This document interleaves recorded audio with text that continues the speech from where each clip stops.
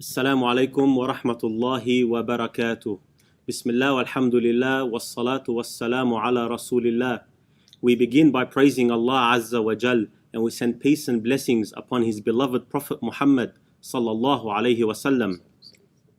We welcome the viewers, the audience tonight to this live show from wherever you may be watching, on the various UMA social media platforms or wherever around the world that you may be watching, in the comfort of your home, I assume, with your family, inshaAllah ta'ala. I ask Allah Azza wa Jal that every single one of you is safe, that every single one of you is protected, and that every single one of you is strongly connected to the remembrance of Allah Azza wa Jal in these trying times. The UMA has realized that there is a necessity right now to discuss the issues surrounding this global pandemic. We're living in a time where people are confused. There is fear everywhere. People are worried. Subhanallah, should I be concerned? We decided to title this program. Should I be concerned? Should I be worried? Should I have fear? Is it the end of times? These questions are arising everywhere in the Muslim community, if not around the entire globe.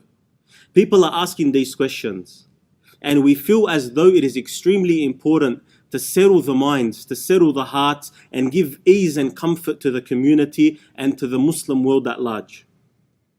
And inshallah, with me to help me tonight in answering these questions and covering this open discussion, with me is Sheikh Rami Al-Sharawneh. Sheikh Rami, who's a sheikh and is also a pharmacist by profession, as well as our brother Abdul Fattah, who is a life coach by profession, focusing on providing plans, strategies and management plans for life and businesses. How are you, Sheikh? Alhamdulillah, alhamdulillah. Thank you for having me. Alhamdulillah, ahlan wa sahlan fika, brother Abdul Fattah. How are you doing? Alhamdulillah, it's a pleasure to have you with us, wallahi.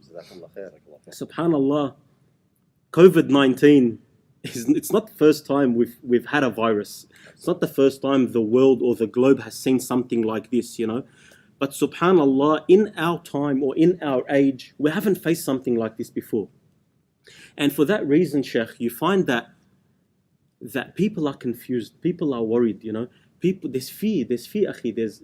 People don't know what to do, you know. Every day they're being connected to their phones, to the news. They're trying to find out what's next, what's happening next. Being in lockdown in this quarantine period, where are we going? You know, what's happening? But subhanallah, you know, there are interesting factors here. Factors like everyone is completely connected. Yes. You know, subhanallah, the rich and the poor are no different right now. You know, the black and the white, they're no different. Everyone's the same. Everyone's in it together. No one is better off than anyone else. Wallahi, you could be on an island and you're exposed to this virus. So we're living in times where people are worried. People are at risk. You know, and Sheikh, in your profession, I'm sure you've been exposed to this yourself. I don't actually work as a pharmacist anymore, but I am, you know, close to the industry, and I know that all the healthcare workers, whether doctors, pharmacists, nurses, etc., they're at the front line. I wish I could say I'm at the front line. I'm not. Unfortunately, I'm more involved in the business side of it, but still, it has impacted the pharmaceutical industry, healthcare in general. And look, I dare say at the moment it's healthcare. Moving forward, it will be mental care. Yes, subhanallah. I'm glad that we brought on brother Abdul Fattah with us, because Allah yaftah alayh. He's opened some doors for us tonight, inshallah. Yeah, wallah. And I was going to ask brother Abdul Fattah, you know, I'm sure being a life coach, now more than ever, you know, people will probably be reaching out to you for some help. Yeah. How have you found that's impacted the industry positively, I'd say? Look, it's interesting because, you know, fear and anxiety is not new. You know, we face that every day in some way, shape or form. But it's more intense now. It's intensified, especially around not knowing what's coming and just being in the dark. It's confusing times. It's a bit chaotic. Yeah. So it's intensified. That's why. And absolutely, I've spoken to many people one-on-one and in groups about exactly the same thing. How do we cope? Which is pretty much what we're about to cover. Absolutely, inshallah. Absolutely. Definitely, inshallah. I mean, if we were to achieve something out of tonight, it's that we leave people with something, inshallah, to learn to manage what's happening right now. As I said earlier, no one's faced something like this before. I mean, in our lifetime, I don't think we've met a virus that's put the world on its knees. It's something new to us in our time, I say. So we need to learn how to adapt and deal, definitely, inshallah. And I just want to remind the viewers that are watching on the various platforms that your questions, inshallah ta'ala, will be answered. I can see your questions here in front of me, so please ask your questions in the comments section.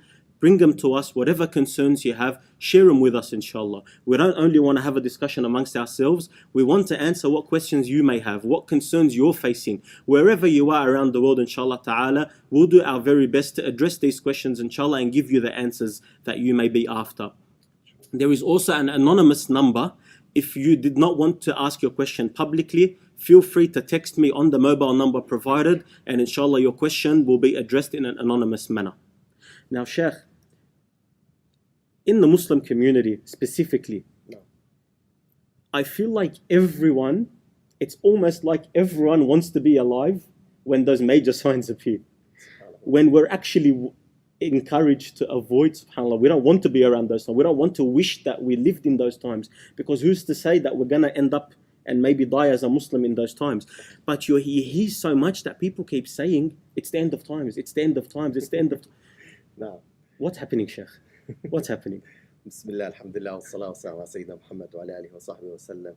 Wallah, look, the end of times is an interesting word, to say the least. It's let's put things in perspective. It's a virus. Similar to the flu, just a bit more cunning, a bit more slyer than the flu, a bit more fatal. However, Allah, I was reading statistics the other day. About 3,500 children die every day out of hunger and starvation worldwide. Thousands die from overdosing. Thousands die from gunshots. Thousands get murdered. Thousands of husbands kill their wives and vice versa. So, unfortunately, the media has done a really good job at scaring people away from this virus. I'm not trying to undermine the virus, but at the same time, put things in perspective. And subhanAllah, from an Islamic perspective, it's not the first, and I dare say won't be the last time that we hear of a virus or a disease that has impacted a lot of people.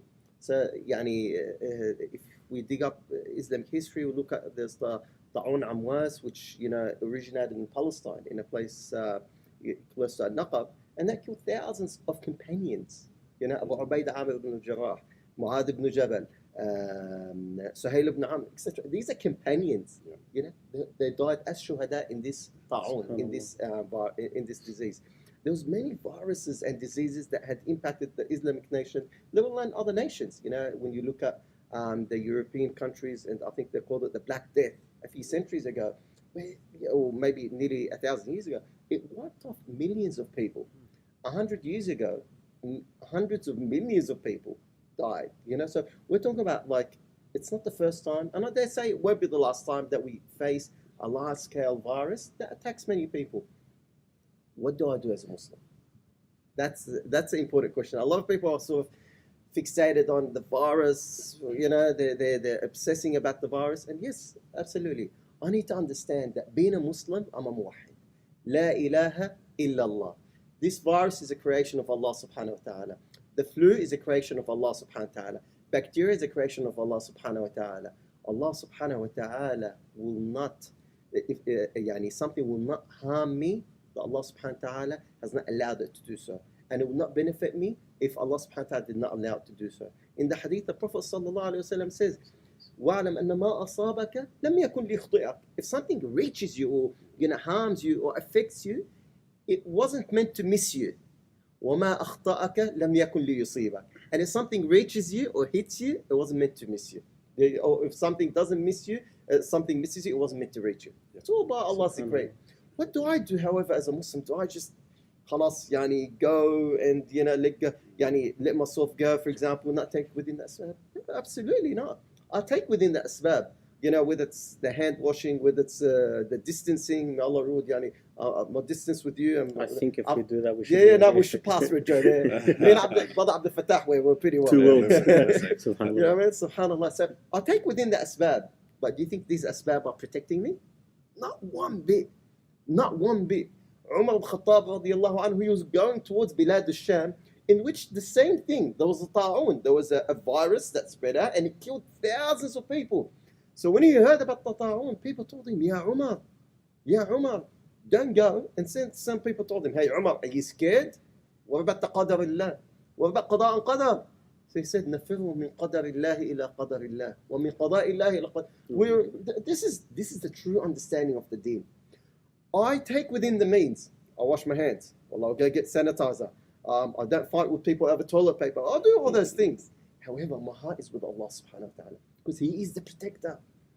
The moment that you think something will protect you other than Allah, you unfortunately have fallen into something called shirk.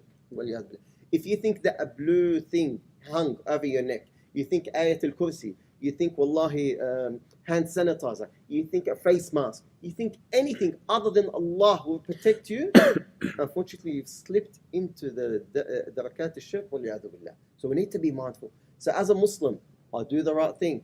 I take within the asbab. I social distancing. I do the wherever advised by healthcare professionals and professionals in virologists, wherever in that matter. My heart is with Allah subhanahu wa ta'ala, and that's very important. And Islam is the only religion that balances between those two. Between that, you take within the asbab and you rely on Allah subhanahu wa ta'ala. We need to be mindful. Because as a Muslim, you say La ilaha illallah Muhammad Rasulullah. Who's the one that's in control of everything? You know? And wallahi, we need to be mindful as well, ikhwani, if Allah subhanahu wa ta'ala has decreed for me to catch this virus, and Allah has decreed for me that it's time for my ajal. Believe me or not, brother or sister, whether you catch the virus or don't, when your ajal is up, when your time's up, your time's up. When the angel of death is commanded to go and take your soul, whether you got corona, whether you got the flu, whether you've got the man flu, whether you've got your whatever it is, when your time's up, the mantra is real. The mantra is real. Absolutely, right? absolutely. Your wife must be watching. Your wife's watching, isn't she? Yeah. Look, my wife. Good job. I hope my wife is watching, and and definitely I can assure you the man flu is real at home. So subhanallah, akhi, once again, we take within the asbab, but the reliance is on Allah subhanahu wa ta'ala. And this goes across the board, ikhwani. Whether it's my rizq, whether it's me being obsessing over my health, my wealth, my well-being, etc. Allah subhanahu wa ta'ala is in control. Allah subhanahu wa ta'ala is in control. Not even a leaf falls off from any of the trees on the ground without Allah's permission or knowledge. Not a single ray comes from the sun to hit the earth without Allah's permission or knowledge. Not a drop of rain goes without Allah's permission or knowledge. Not even a virus that we can't see with the naked eye without Allah's permission or knowledge. Wallahu a'lam. Sheikh, you've just mentioned something that's amazing. That complete reliance on Allah Azza wa Jal is tied up with taking from the asbab, taking by the means. And subhanallah, we don't know everything. And Islam, the Qur'an, directs you to the people of knowledge in times whereby the mashayikh can't answer that question for you. So subhanallah, where I'm trying to get at is taking by the means is obviously important. So we've seen the changes in the legal allowances in terms of people in spaces, etc. And obviously one of the most challenging things that the Muslim community has had to face is the closing of the masajid. The closing of the masajid, the Jum'ah prayer being stopped. Wallahi, myself, I can't keep up with what day it is. People actually structure their day, it's true, or their week Absolutely. around Jum'ah. Knowing that Jum'ah is, even the people that get to look forward to working half a day, whatever it is. But you know what? Absolutely. That day is very important for the Muslim. Brother Abdul Fattah, I wanted to ask you, being a life coach and dealing with different walks of life, a Muslim will definitely be impacted and affected. They're going to feel that bit of disconnection from Allah Azza wa Jal.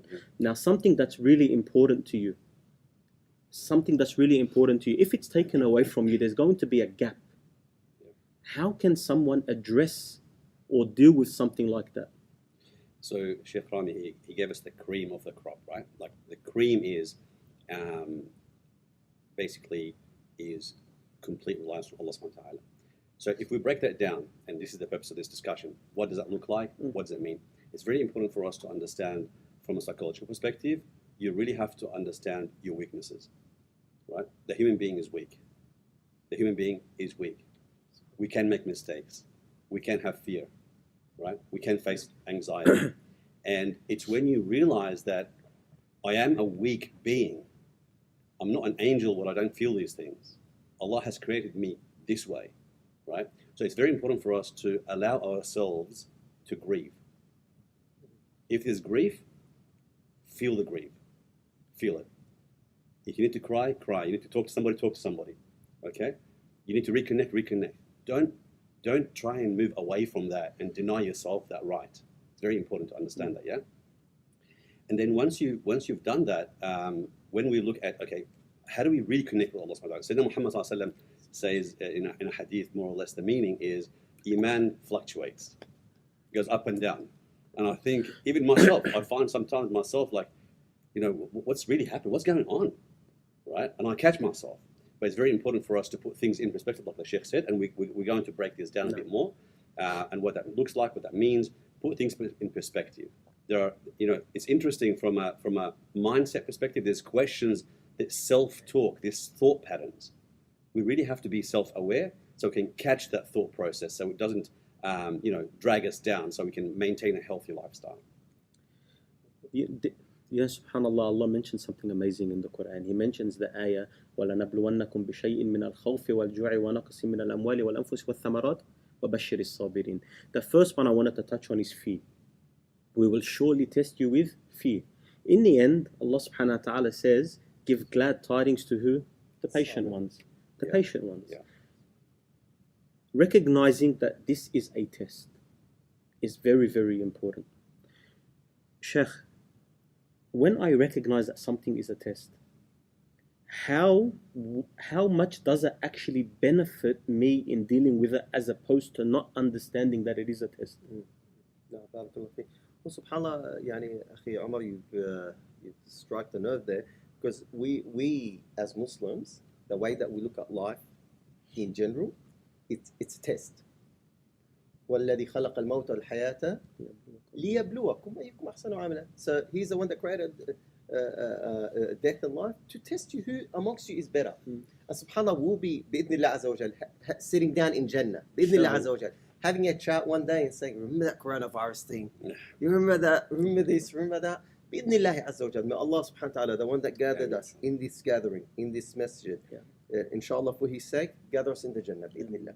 And subhanAllah, this dunya is a test. And the believer goes with the words of the Prophet sallallahu alaihi wasallam when he said, what translates to mean, strange is the matter of the believer. If a good thing happens to him, he thanks Allah, and Allah rewards him. And if something bad happens to him, he is patient, and Allah subhanahu wa ta'ala will also reward him. And subhanAllah, the believer takes everything as a test. If his wife is good or bad, it's a test. If his business goes up, his business goes down, it's a test. If his employer gives him a bonus on 2 and 3, or retrenches him, or makes him unemployed, it's a test from Allah. And Allah subhanahu wa ta'ala sometimes increases your rizq, your financial rizq, and He wants to see how you look at it. Do you thank Allah subhanahu wa ta'ala? Do you know that the sustainer is Allah, or do you think it's your boss? Or do you think it's your, the job seeker allowance, SCOMA, or whoever? Who do you think is financially supporting you? Who do you think is sustaining you? Who do you think is giving you? So Allah subhanahu wa ta'ala will test you financially, test you with your health, with your wealth, with your well-being, etc. How do you deal with it? A person needs to know that he's been watched and his actions are recorded by the angels 24/7. How would you react? Wallah, the simplest equation is like if a person had barely any points, when you lose your license, they give you that 1 point mercy point. 12 months. Mashihalak for you, that we should all know about it. I'm sure. So you get that point. How do you drive? Ya Allah, subhanallah, the sakina and the waqar and the calmness and the yaqeen. You drive 50 in a 70 zone. You drive 60 in a 100 zone. You're driving and there's no cameras, there's no police, but you're driving. So why? You feel like you're being watched and you don't want to go over. Same thing, a believer in these times and all other times knows that he or she is being watched by Allah subhanahu wa ta'ala. And we need to remember these 30, 40, 50, 60, 100 years that we've got here, it's a test. Allah subhanahu wa ta'ala wants to see you under different circumstances. He makes you rich, He makes you poor, He makes you happy, He takes away the happiness, makes you, connected with many people, etc. So now Allah subhanahu wa ta'ala took away one ni'mah from us. So now we could still breathe, we could still wake up in the morning, eat, enjoy electricity, aircon, Wi-Fi, يعني بعيد الشر, Allah take away the Wi-Fi, or Telstra or Vodafone. That's when we should talk about tests and tribulations. Allah didn't take away electricity, didn't take away our phones, didn't take away our internet, our plans. He just took away for some people the ability to leave the house unnecessarily. No. بعيد الشر. Like Allah make it easy on the calamities of the ummah. So it's like, and I understand, I may be sarcastic about it, but some people have been affected. Like businesses have been affected. People's mental health has been affected. People's well-being, people with anxiety, and that's sort of amplified. Depression, that's amplified. I'm not trying to belittle that, but also we need to address the issues that are deeper, a bit below the surface, which is where's your yaqeen? Is it on Allah subhanahu wa ta'ala? When Allah tests you, does it really hurt you that much? And subhanallah, like wherever comes from Allah subhanahu wa ta'ala, we accept. If Allah tests me with corona, I'll be patient. If Allah wants to take my soul through corona, through something else, either way it's going to go. Do you know what I mean? So we need to be true submissives to Allah subhanahu wa ta'ala. I get tested, I'm patient. I don't get tested with corona, I get tested with financial, whatever. Show Allah from yourself something good. And the companions radiallahu anhum and the tabi'een, before a battle, before a hardship, they used to call out to each other in the army, Abullah min anfusikum khayra. Show Allah something good today. Show Allah something good. What does that mean? It means like do something good. Be patient. Wallah, your wife at home, she's been haram, at home for 7 or 10 days or 14 days straight. Be patient with her. She may say a couple of things. She may, get frustrated, etc. The kids may get frustrated from being at home. Be patient. You might go through an emotional roller coaster. Be patient. Be patient. Connect to Allah subhanahu wa ta'ala. Allah subhanahu wa ta'ala bi'idhnillah will help you with those things. Your finances might go up and down. Be patient. Inshallah, Brother Abdul Fattah Jazallah Khair has fantastic ideas and things that he'll share a bit later on how to practically tackle it. How you reduce your expenditure, increase your weight. Fantastic. But also relying on Allah subhanahu wa ta'ala and connecting to Allah. Wallahi ikhwani, one of the things that came to mind, and subhanAllah, like I could never I think we could never understand this fully, but let's attempt. One of the scholars of Islam, his name is Ibn Taymiyyah rahimahullah. Ibn Taymiyyah rahimahullah was jailed, jailed and tortured, etc. But this man is one of the greatest scholars in Islam. Some people call him, Shamsul Islam, etc., etc. This man was jailed. So as a consequence, he laughed at the jailers and he said, "Ma yaf'alu a'da'i bi? What can my enemies do to me? Ana sajni khalwa, wa qatli shahada, wa nafi siyaha." If you jail me, then therefore it's seclusion between me and Allah subhanahu wa ta'ala. The man wrote in his jail some of the biggest Islamic books that every single proper Islamic library has. Some of the best fatwa books, some of the best knowledge books came out of that man's jail. وَقَتْلِي شَهَادَةً. You want to kill me? I'm a martyr. وَنَفِي سِيَاحَةً. You want to kick me out of my country? It is tourism for me. مَا يَفْعَلُ أَعْدَائِي بِي. We need to make that as our motto. If Allah subhanahu wa ta'ala pushed us to be at home, what do? Well, you sit there, start punching on with your wife and your kids, and you want to practice your boxing classes. We need to be mindful. You want to actually, connect to Allah subhanahu wa ta'ala and know that. وَالَّذِينَ جَاهَدُوا فِينَا لَنَهْدِيَنَّهُمْ سُبُلَنَا. Those that strive in our path, Allah subhanahu wa ta'ala will make it easy for them to guide them His ways. Wallahu alam. Barakallah feek. That was amazing. Jazakallah khairan, Shaykh. Subhanallah, just to relate that back to the current situation that we're facing with the masajid and Jum'ah, and it's definitely gonna hurt people, and we can't we can't take that away from people. It's amazing that the Muslims are connected to the masajid, which is fantastic. But there is a flip side to it. There is khair in it. In everything there's good, and then there's the hardship that comes with it. Now more than ever will people realize how much they miss the masajid, how important the masajid were in their lives. Just that, being able to take your children with you to the house of Allah and engage them with the house of Allah, that break, Jum'ah breaking up your week. These things are gifts from Allah Azza wa Jal. And Allah now is showing us the importance of them, and He's also opening up other doors for us. Yani, how much did we focus on our engagement online with the Muslims that maybe can't leave their homes? How much effort were we giving? SubhanAllah, tomorrow, Anik is holding a social media course to teach the Muslim communities how to engage in their da'wah online. So these platforms maybe were not focused as much before. Alhamdulillah, Allah Azza wa Jal has put us in a position which is forcing us to take these other opportunities, which Alhamdulillah is fantastic. If we turn our attention a bit, Brother Abdul Fattah, to the current climate that we're facing in Australia, I do have to admit that in this country, Tabarakallah, Alhamdulillah, we haven't really been struck like other places in the world have. We are dealing with it better. Whatever it is, it's working. Something is happening, Alhamdulillah, whereby we're dealing with it better. But in saying that, people are still losing their jobs. People are losing their sources of income. And yes, there are many stimulus packages that are coming through, but it's not the same. If we can just touch a little bit on the loss of job and loss of income, how should a person do with such situations? Absolutely. There's a couple of things. I'll touch on that, but just to elaborate on what the Sheikh was Inshallah. saying. And you also mentioned a few things. So there are three things that we're facing, particularly as Muslims. Everybody's going through this, but three things that we're facing. We're going through the masajid, the places of worship, in all religions. With the Muslimin, we're so tied up to the masjid. We're so connected to the masjid. So it really affects us, hits us really hard. Like a lot of other people, there are so many Muslims who have lost their jobs or have fear of job security, could lose their jobs any minute.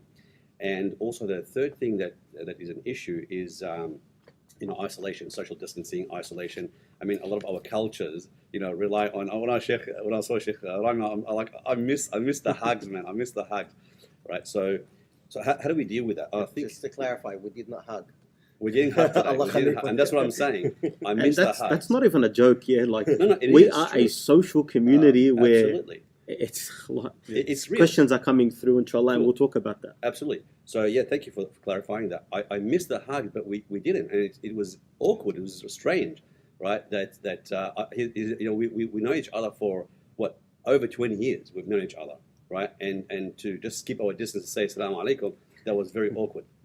But it's real, right? It's interesting. So from my perspective, it's about how do we reframe the fear? Because the fear, it's interesting, like what the thought process that is causing the fear in the mind, in the heart, in the gut, it feels real, right? If you're afraid of something because you're being chased by a lion or a dog, like it's real, right? And when you have anxiety about something that may happen in the future, you actually don't know if it's real or not. You're creating these scenarios, and some of them may actually be fictitious, like as in not real, right? 90% of the time, they may not actually be real. So how do you deal with that? So the fear is real, and the mind doesn't know the difference. Usually the mind doesn't actually know. If you're just close your eyes and you allow yourself to go through the anxiety and the thought process and the panics, right? I'm no stranger to panic attacks. 7 years ago, I for a whole year, I went through very severe panic attacks. I know how it feels, right? So your mind processes this, reacts the same way. So how do you?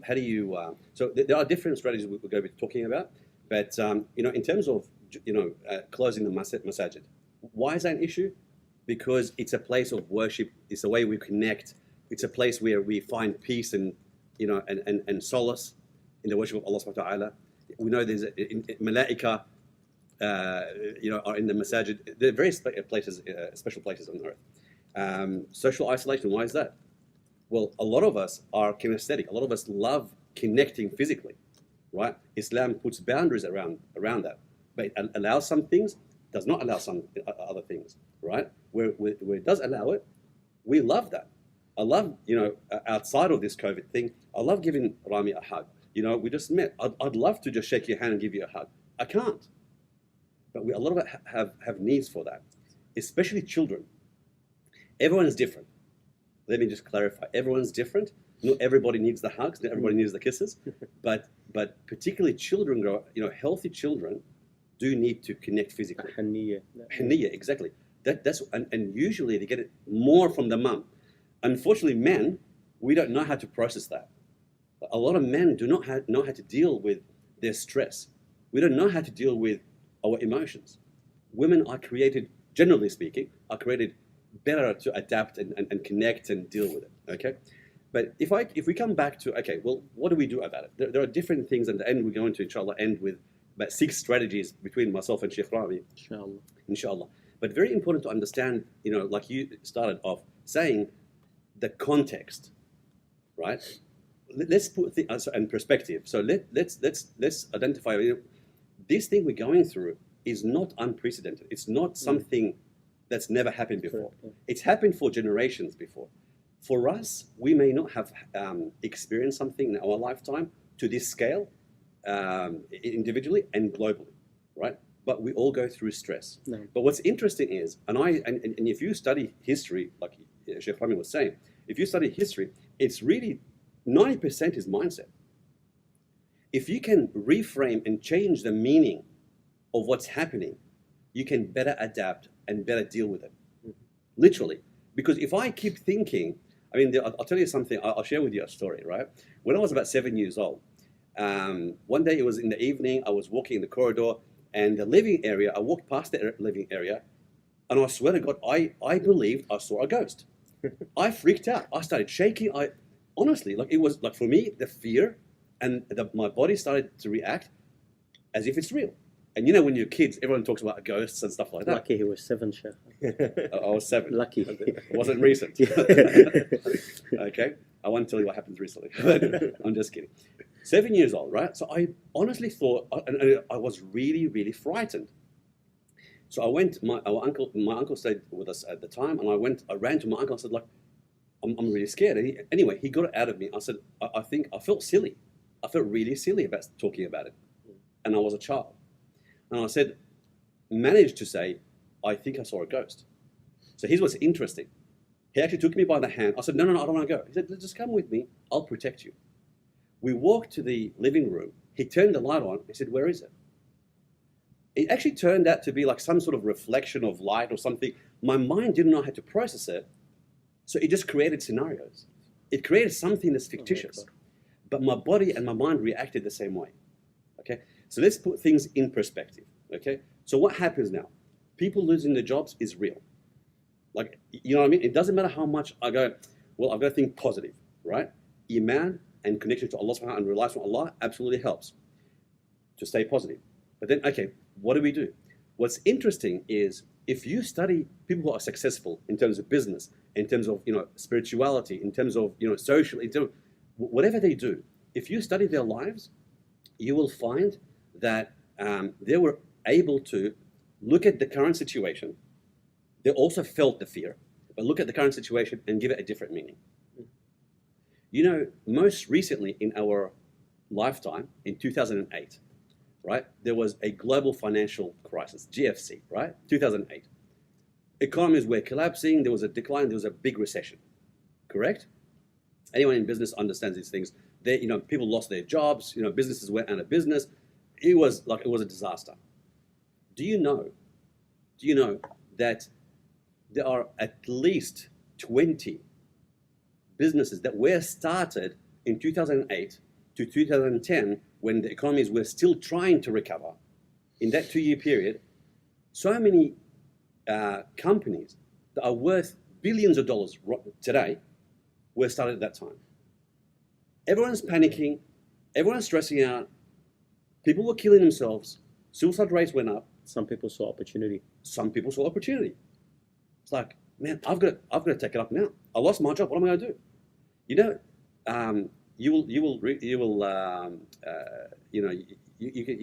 Some of these companies. I mean, we've got companies like WhatsApp, for example. WhatsApp, I believe it was in 2008, 2009, something like that, right? Airbnb, wow, right? How many? Coupon, right? Coupon was started. So many of these, Slack. People are into technology. Slack. So many companies like that were started. Uber was started at that time, right? So another relevant example, just recently, like literally less than about 3 weeks ago, one guy that a friend of a friend, he lost his job. He's got a family to feed. What are you going to do? Most people stay at home, stress out, freak out. What are you going to do? This guy literally said, you know what? There has to be opportunity. My risk is coming. I'm going to find it. I'm going to go after my risk because I believe it is coming. When Allah promises me something, it's gonna, but I just need to find it. So what this guy did, he just got a bright idea, but he didn't know the outcome, right? So he went to Flemington Market. For those who don't know what Flemington Market is, it's a Saturday, I think it's a Saturday, fruit and veggies market. Saturday fruit and veggies. I think it's Saturday, yeah. Yeah, Sundays close and stuff. Yeah, something like that. Saturday, I Sunday. think So the it's a UMA weekend has a market. Dawa store there. We have a Dawa store on Sundays, yeah. Yep. But now I don't think anyone knows when Saturday comes and when Friday. Everyone's lost. So whatever day it is. This was early. This was like a month ago or something, right? So he went to Flemington Market. He thought, you know, I need to buy essentials for my staff, for my family. I wonder who else is locked in and can't buy it. So he actually put up a website. He started messaging people who wants delivery of fruits and veggies. And he was flooded with requests. Oh. And he was just charging a small fee just for the delivery. But now he's got a big team of over 20 people doing that, right? And money's coming in. So you see opportunities like that. So finding and seeking opportunities because they exist. You know, you walk into a dark room with a torch. Yeah, there could be a caged lion in there, right? Or it could be a pot of gold. What do you? And in dunya, everything exists. The good, the bad, the halal, the haram, everything exists. What are you going to be focusing on? That's the main thing for us to take away tonight. What do I choose? What meaning do I choose to give this? And what will I focus on? Okay? Jazakallah khairan. It is, subhanAllah, you've touched on some amazing things, and it is important that we don't dwell on the negatives. It's extremely important that we do focus on opportunity, you know, because again, I mean, just for the UMA Center itself, we've now been shut for, I'd say, over a month. And we could have taken two roads. We could have said, you know what, khalas, we're shut, no one's coming in, close it. Or we can say, you know what, the Muslims still need to be attached to Allah, they need to be attached to their deen, they still need the knowledge, they need the support, let's go online. So there are ways, you know, there are always two avenues, two options that someone can choose. And of course, the positive one is always going to be the better outcome, inshallah. And know and recognize that it's not the end of the road, you know. Whatever challenge you're going to be confronted with, inshallah ta'ala, as long as Allah has still written days in your life, there's an opportunity, inshallah. Sheikh, I just wanted to put forward a question to you that's come through Sister Zainab from our Instagram page. Yep. And whilst doing that, I wanted to remind the viewers that are with us tonight, inshallah, feel free to ask any question you have through any of our social media platforms. Inshallah ta'ala, we will definitely endeavor to answer them all. And if you don't want your question to be public, feel free to message me tonight, inshallah. My message is my mobile number is advertised on the social media platforms. It's 0430 329 224, and inshallah ta'ala you will remain anonymous, and inshallah we will only answer questions that are relevant to the subject, just so we don't drag too much or leave the subject, inshallah ta'ala. So Sheikh, with Sister Zainab from our Instagram page, she asked, how do we continue to please our parents during this time, especially if they do not understand that we cannot visit due to their fragile state? No. And that's everywhere. That's it. SubhanAllah, that's a very, very important, and Jazakallah khair, the sisters touched on a very, very important subject, which is Salatul Rahim, kinship, parents, grandparents, family, friends, etc. What do you do? Allah subhanahu wa ta'ala says, Ittaqullaha mastata'tum. Fear Allah and perform the taqwa of Allah, worship Allah, obey Allah as much as you can. Allah subhanahu wa ta'ala orders me to look after my parents. Now my parents may not have the full understanding of this disease. They may not fully understand the consequences. They're of a particular age group. They're maybe more susceptible to certain symptoms. That's subhanAllah, they catch the disease. They're more prone to that's subhanAllah, cop the shorter end of the stick, etc. What do you do? As much as you can, to the best of your ability, obey Allah subhanahu wa ta'ala and please your parents. Allah subhanahu wa ta'ala says, وَقَضَى رَبُّكَ أَلَّا تَعْبُدُوا إِلَّا إِيَّاهُ وَبِالْوَالِدَيْنِ إِحْسَانًا. Allah subhanahu wa ta'ala has commanded us to be obedient and good to our parents. However, He says in the following verse, or in the following part of the verse, that if they force you towards shirk, don't obey them. وَقُلْ لَهُمَا قَوْلًا مَعْرُوفًا. And that's in shirk, وَالْعِيَاذُ بِاللَّهِ. If your parents are forcing you to do shirk, of course you don't do shirk. However, you say good words to your parents. طيب, what do I do towards my parents? If my mother made food and she really wants me to come and take it and eat it, etc., or the family gathering on the weekend, what have you, اتقوا الله ما استطعتم. If you explain your position, explain yourself to your parents, if you're trying to do your best to please them and please Allah subhanahu wa ta'ala, يعني, as much as possible. If your parents are of the level in which they can understand that, hey, there could be potential harm towards you guys, we don't want to harm you, etc., you must explain yourself. If your parents don't understand and you try to refrain from visiting, however, don't use this coronavirus as an excuse not to be يعني, there for your parents. Wallah, your mom needs you to go shopping, your dad needs you to take out the trash, well, your dad needs you to do something, mom needs you to do something, be there for them, support them. Don't let, wallah, government agencies get to your parents before you do. That will be very shameful. Wallah, يعني, for the government to send a home taker and an occupational therapist, etc., that's shameful. You need to be there full time for your parents, serve them, work, and do everything for them, as much as you can. Yeah, as much as you can. However, if you feel that you might expose them to a disease, wallah, you know, for example, a person's a doctor, a person's a pharmacist, nurse, and they're working full time in their occupation. Yeah. If they go and visit their parents, there's a very good chance, that they might pass something on to them. Why expose them? But they may not understand that. Try to explain your position.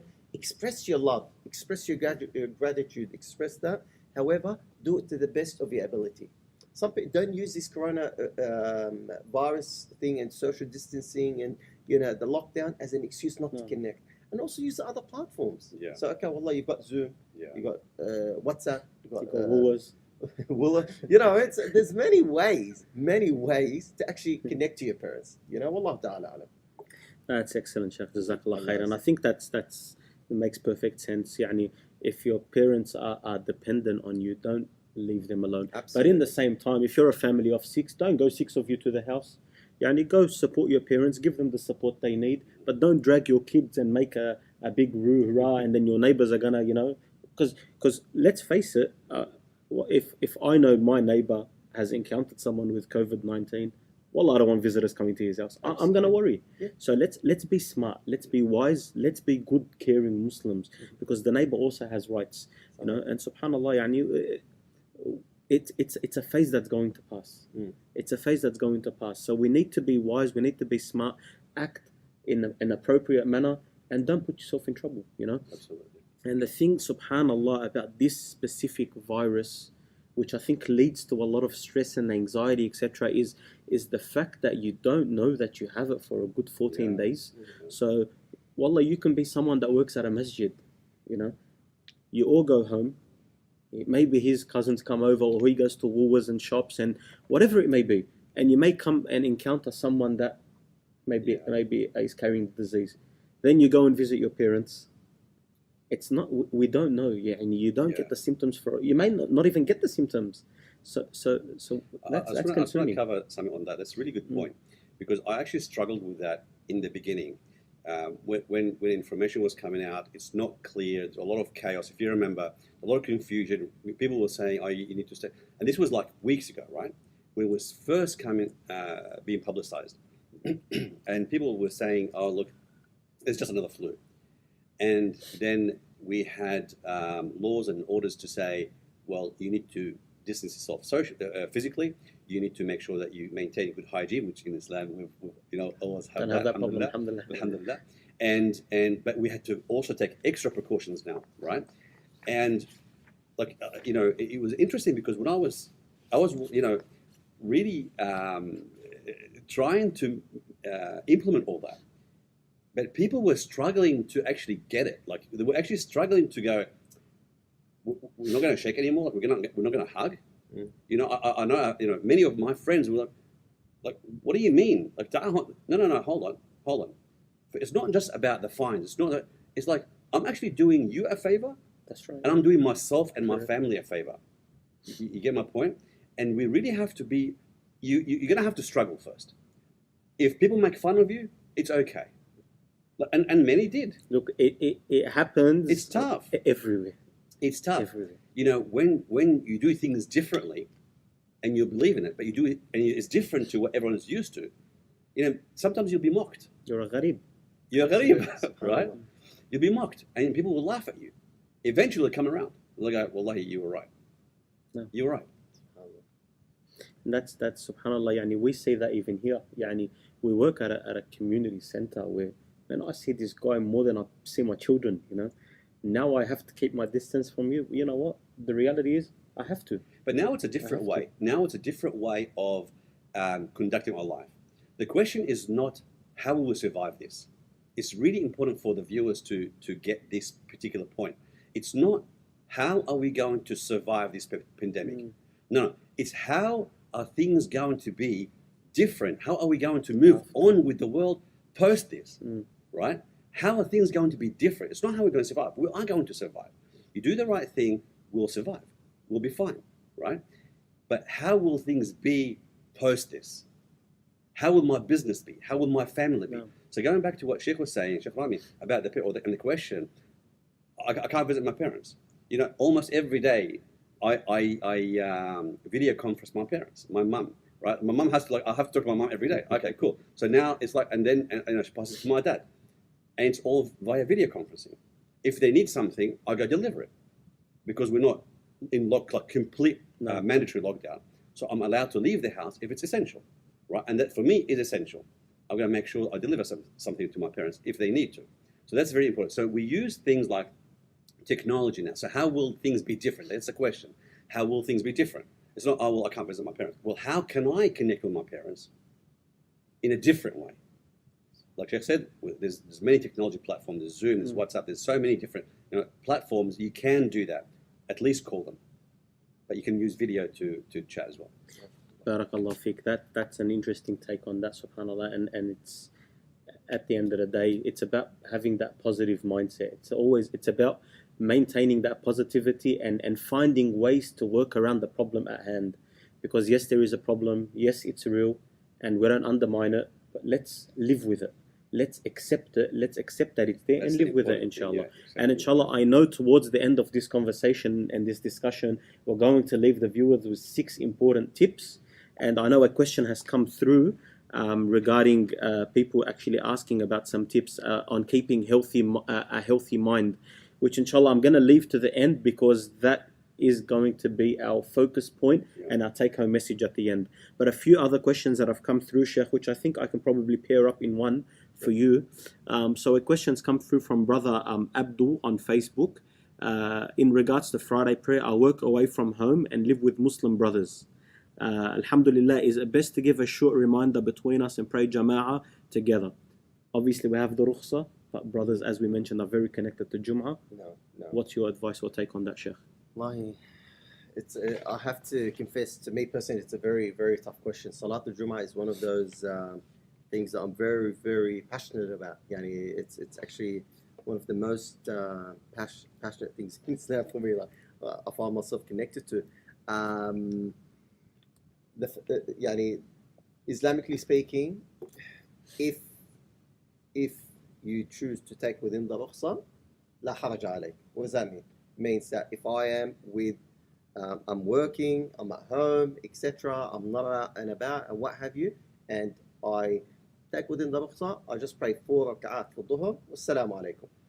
Like, it just happens miraculously that I'm in the middle of the desert, and it just happens that me and a few brothers, and we're 10 meters apart, and we like we're really eager to hear something, someone to remind us about Allah, etc. It just happens that we're working together on a job site, and we can definitely keep our social distancing and all that. I dare say, and it's hard to say off the record when you're on record, but as off the record as possible, if the brothers choose to pray Salat al-Jum'ah, where a person gives a short khutbah and he fulfills the arkan, the shurut, etc. He knows what he's doing. He can perform the arkan and shurut and the requirements of khutbah al-Jum'ah, and he is able to deliver a short khutbah that ticks all the boxes, so to speak, and they pray Jum'ah, يعني from a fiqh perspective, Wallahu alam, there's no issue. However, what's recommended, Wallahu alam, it's recommended not to, sort of to disperse, especially if there's a chance that Salatul Jum'ah itself will actually attract harm. However, if the person, and there's a lot of sort of preconditions for this, you need to make sure that coming together for Salatul Jum'ah is not going to harm people. Or me and the brothers or me and the boys, I'm going to gather 80 boys in my garage. Habibi, you're going to be like sardines, and on top of each other. And wallah, if you may not have corona, you might end up with something else. You guys might end up with your own disease, so to speak, because you pack so many boys in your garage. So brothers trying to do it out of their garages, out of their backyards, out of their locker rooms, whatever it is they want to do it in. Shabab, I understand your passion. Myself, I've been very passionate about Salat Jum'ah ever since I was about 14 years old. So it's something that's in my DNA. So it hurts me when a Friday comes and I don't actually give khutbah, or don't even pray Jum'ah. It actually physically, mentally, emotionally hurts me. However, what do the scholars of Islam? Let's leave the legal side component aside. Leave the medical side. The scholars of Islam say that if praying Jum'ah is going to create a harmful environment meaning that if one person's contagious or has a disease, can make everyone else get the disease, then la darar wa la dirar, no harm, and do not pass on the harm or inflict harm. So we need to be mindful of that. If the person's able to make sure that no person can pass on the disease if they are infected, and they could also at the same time qualify to give a khutbah, then that's a different conversation. Wallahu alam. Can I add to that? Can I just add to that? We need to preface that it's really important that obviously I'm sure this is what you the premise is of what you're saying is this is not legal advice, so we need to make sure Absolutely. that you're not breaking any laws, and we've spoken about that before, right? Yep. So the Sheikh is not giving advice in a way where you say, don't worry about the law, just break the law, go ahead and do whatever you want. It's very, very important that this advice is put into context, and we make decisions based on what we think is right. I think that's what you meant. That's exactly. It's very so basically, very what I was saying is more from a fiqh perspective. Yeah. So you can take within the rukhsa. The rukhsa is, which is to pray 4 rakat dhuhr, salaam alaikum. However, if the person is really yearning to hear something, etc., him and a few brothers happen to be together, without breaking the laws. Workplace, School, whatever it may be. The thing is, particularly with this virus, I know you said that if you believe that you may have it, the thing is, you would not know. Yeah, you don't know. You would not know that you have it. True. For at least a week up to 14 days before you start showing symptoms. That's right. Yeah. And you actually could be carrying. They say, Allah Alam, from what I hear, is you could actually be carrying it without showing any symptoms, and you may not get sick yourself, but you could be a carrier of it. Yeah. Right? It's so contagious, and that's why there's mandatory physical distancing laws, mandatory hygiene laws, and that's why the authorities are so strict about this, and people sometimes take it for granted. I was like, whatever. And it's real, right? And I think I just wanted to add to that. Is it's really important for us to keep a distance, to say hygiene. Why? Because I'm okay. Alhamdulillah, I'm not sick. I've got no flu symptoms. Neither does he. It's all right. Let's just pray together and just hug each other. It's all. No. You got to be careful because you don't know. You could be carrying it and you don't know. No. Yeah. I'm a little bit jealous because Sheikh Rami gave a little bit of an answer, and so did you, Brother Abdul Fattah. So just one thing from myself as well. Yeah. Love to hear. Most of the brothers, if not all, that are missing Salatul Jum'ah are missing it for one reason. It's that spiritual boost on a weekly basis. I think if not every masjid, maybe 80% or 90% of the masajid are still facilitating a reminder and offering a live reminder at that time every single week. No. So if it's the reminder that you're yearning for, that the words of Allah Azza wa Jal, the words of the Prophet Sallallahu Alaihi Wasallam, you could still pray your 4 dhuhr ruk'ah, which is perfectly allowable because we have the rukhsah for it, and tune in, to the social media platforms available for the different masajid and get that reminder. So whatever you would have gathered from that khutbah, you would have still gathered it from this live recording at that time to maintain the habit, to maintain that structure in your life, so you don't miss out on that regular habit that you had. You know, so That's a it very is good still point. available. It's available in a way which is legal, in a way which is permissible, and in a way in which, inshallah ta'ala, your soul doesn't disconnect. Absolutely. So that's something Can I that we just need add to that to. as well? Mm. It's also good to listen to those talks and lectures, and then bring that back into your home Yes. and have a study circle with your kids. Like, for example, when we I attend regular study circles with Australian Islamic Mission. So then we said, okay, with these laws, we stop the gatherings. No need to sit down and as with your friends and remind and study. Okay, what you do is you do the same thing with your kids and family until this is over. No. I thought that's very smart. So And we keep do that. going afterwards. And keep going Yeah. every Saturday. Right, sit down. It could take only 10 minutes, 15 minutes. Just open the Quran, read some verses. Here's a translation. What do you guys think? You're never too young or too old. That's right. Here's a hadith. What do you? Let's talk about it No. and hear their view. And Have we're, fun. we're coming to that now. Barakallah fiqh, jazakallah khairan. We are coming to that actually. The next thing I actually did want to touch on is dealing with children in this time. You know, actually both ends. And something I wanted to say from before, Sheikh, is that, you know, your wife is usually at home with the children. If they're at school, she's usually cleaning, cooking, whatever it is, making sure that the house is together, you know, until the kids come back and ruin it, and then you come back and start complaining. She's there, right? Now you're there as well. Yes, she loves your company, but Habibi, you're not the easiest person to deal with either, you know? So, well, like, realistically speaking, if she needs a break, let her go for a walk. No. Let her do the shopping. Yeah. Sit at home with the children. Give her that break. Because now for her, it's on a 24-hour basis. You used to come and support before. You do your 8 hours at work. Your kids should have that break that she needs to maintain her positive mental state. Yeah. Now it's different. Yes, you're there more, or the kids are there more, which is fantastic, but there will also be that extra pressure that's added. So alleviate the pressure of one another. Work together as a team. And I know one thing that the mashayikh are preparing for is those divorce phone calls.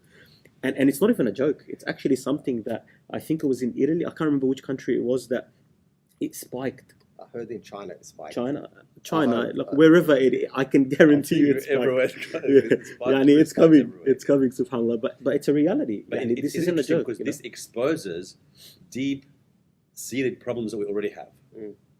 I think one of the many things that will come out of this is, you know, when things are intense, like conflict exposes what you already think, what you already believe, right?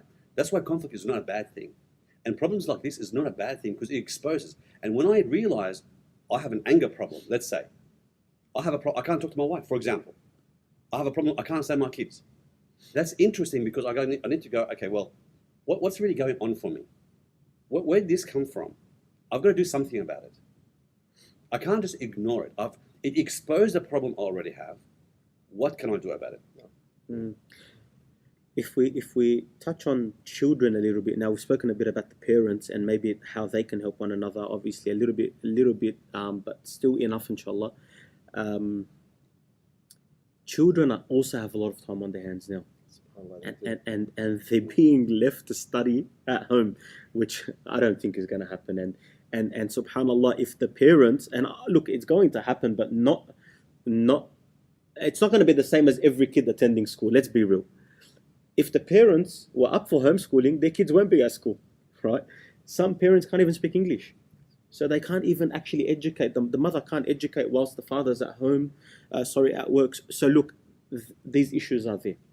Children are going to probably feel disconnected from education. They're going to be disconnected from their friends. They have to sit at home, and that's difficult, right? I don't know about this generation, Xbox and PlayStation and what have you, connects them to the world, but it's still different. How do we capitalize on our time, Sheikh? How can, and I'd like to come back to Brother Abdul Fattah as well in discussion in relation to time, because we have it. The children have it, the parents have it, we have that time. How do we capitalize? Allah barak fiik. Allah, subhanAllah, I think one of the, you could say positives or negatives, depending which, what people are experiencing out there. Positives of this issue that we're facing is the fact that we're seeing our kids more. Like them or hate them, they're there. Absolutely. So what do you do with them is the question. SubhanAllah, what comes to mind is just the Prophet sallallahu alaihi wasallam. One of the interesting things, many people talk about the Prophet alayhi salatu wasalam, kana shuja'a, he was courageous. When he used to give khutbah, his face used to turn red, and it's as if he's warning an army. He was the strongest warrior. When he used to recite the Quran, he'll cry, and 7 rows behind him will cry, which is nice and awesome. Let's just zoom in the seerah of the Prophet ﷺ, and how he interacted with children. It's not interesting, it's amazing. It's amazing, amazing. The Prophet ﷺ, whenever he saw a child, it's as if the inner child in him came back. Yeah. Yani there was a young companion who had a tiny bird, yani a bird that yani, I think it was called Nughayr. And this tiny companion, young companion, child, was called Umayr. So the Prophet ﷺ would walk in with Abu Bakr, Umar, like the big Sahaba, and he would see Umayr. Umayr, tiny Umayr. Would say, Ya Umayr, ma fa'ala al-Nughayr? What did your little tiny bird do? How is he? How is it? And he would play around with this young boy. One day he saw Umayr crying. So he went up to him and goes, Umayr, what's wrong? He's told him, Umayr died. My tiny bird, Umayr, died. The Prophet ﷺ sat next to him and he calmed him down. And he even told the big companion, Abu Bakr and Umar, like Umar, imagine Umar, the one that's probably thinking of what's, etc. Mat al-Nughayr. Nughayr has died. This is the relationship the Prophet ﷺ had with kids. The Prophet ﷺ will be in Salah in Al-Masjid al-Nabawi, the second holiest site in Islam, and Al-Hasan al-Hussein will come and jump on his back, and he will be in sujood, and the Salah will be the Salah will be prolonged, and sujood will be prolonged up until the grandson of the Prophet is finished with his jumping on the Prophet's back. The Prophet ﷺ utilized his time with children, ikhwani, not only as children just to play with them. Once Abdullah ibn Abbas radiallahu anhu was with the Prophet ﷺ. Abdullah ibn Abbas, young man as well. He's the cousin of the Prophet, but he was a young man. So the Prophet ﷺ, in the very famous hadith, he was on a animal of some sort, and he sees behind him Abdullah ibn Abbas, young man. Me and you, what do we do if we're driving the car and our son or a daughter or friends, or we're on the train or a plane, and a young boy or a girl's with us? We're on our phones, we're finding an adult to talk to. This young boy doesn't mean much to us, unfortunately. That's not the sunnah of Muhammad sallallahu alayhi wa sallam.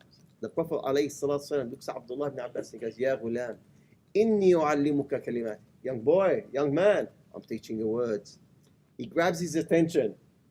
Saya, you're a young man, I'm with you now, I'm going to teach you. One of the most deepest ahadith in the sunnah of the Prophet ﷺ was narrated by a young man, because the Prophet had the time to give it to him. Now I'm sitting at home with my children. I'm giving da'wah online, and I'm working online, and I'm trying to do online, etc. There's human beings at home who are called my children. I'm liable for on the day of judgment. How much time did I give them? The minimum we need to do, akhi, is Salatul Jama'ah together. Yeah. Time for prayer, we pray together. A bit of a tazkirah, a bit of and try to increase every day something new. You teach him a sunnah, you teach him a hadith, you teach him, Salatul Sunnah, a tasbihah, a dua, a tadhkirah. Well, depending on the age, of course. I'm talking to people with really young children. If your children are older, more mature, go into deeper topics. Talking about matters of life and death. Talk to them about Islamic history. Talk to whatever Allah has blessed you with. Of course, I don't want you to go on a tangent and say things you don't know, but give them whatever you can. Connect them to Allah subhanahu wa ta'ala. You need to be, as the father, as the mother, be the source of guidance to your children. It's imperative, it's very important. So whilst we're at home with our children, utilize that time. Also, remember that they're children. They need to play. If they're up to the age of 7, 8, 9, play with them. No problems. Give them, but however, split their time. Education-wise, and I don't want to undermine what the New South Wales or the Australian government or even governments around the world are trying to do with this online studying. May Allah reward them with their intentions. I've seen it happen with my own kids, and it's quite interesting. Quite interesting how smart and intelligent our children are, in finding loopholes around the education system online. So alhamdulillah. However, be there for them. Be there for them. It's if you can support them to help them with their education, absolutely. Don't undermine that. Support them with guidance, knowledge, even things like coaching them, as I'm sure Brother Abdul Fattah would share with us, and change their mindsets towards making the most of this. Things will be coming up. The siblings might fight over devices, etc. You might have to restrict their times. Implement some order. So use it as a reward. Do your juz of Quran, do your salat on time, do your sunan, etc., etc. Okay, you'll be able to go on your device for an hour or two, depending, on the age group. If they're a bit older, also command don't over, govern them. So to speak. Yeah. Wallahu alam, Yeah. Can I add my pleasure. couple of sentences worth? Barakallah figure, Sheikh. He covered a lot of good stuff. From my perspective, I've got a couple of tips that people can do with the kids. It's very important to understand that they have needs, and their needs may differ to ours. So kids really do need to feel a sense of safety and security. And if they don't feel that, it affects them, and if it's extreme, it could, and if it's neglected, it could actually create trauma that affects them throughout their life. It's difficult to deal with later in life. So it's very, and we're not perfect, we're doing the best we can, but as much as we can, we provide that sense of security for those people that have Allah has placed as amana, as a for us to look after, our partners, and particularly our children. So some good strategies are, like Sheikh said, show them kindness, be present with them. So when I've done it in the past, but I'm more conscious of it now, right? Because everything is just intense, everyone's on edge. I find sometimes, like even this morning, one of my kids, he was annoying his sister. One of my boys was annoying his sister. All right, it just happened. He accidentally hit her with the ball. He didn't mean it. I got really upset, right? And she was crying. I thought, I've got to calm down, chill. It turns out he didn't mean it. It was an accident, and he felt bad, but he didn't know how to express it, right? So I caught myself in the action of getting upset.